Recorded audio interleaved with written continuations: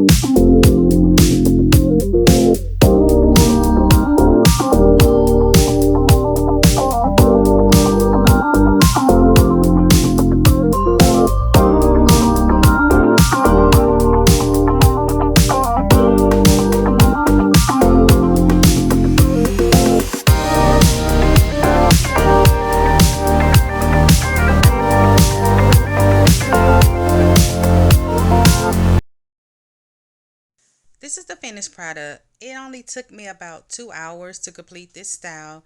I did not leave it in long. I only wore this style for about a week and a half.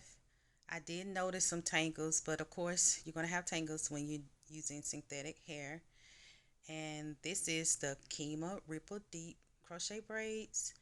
I like it. I have used this hair before when I've done tree braids. I may use it again in the near future, maybe do a bob of some sort. But yeah, I'm kind of feeling it. Um, at the time, I was feeling it, but yeah, I never keep my crochets in long anyway. So I want to give a shout out to my OG subscribers and of course my new subscribers. Thank you guys for supporting my channel. I will have more videos coming. I have another style that I'm going to do. So yeah. So if you like videos like this, leave me a comment down below. Let your girl know what you want to see next.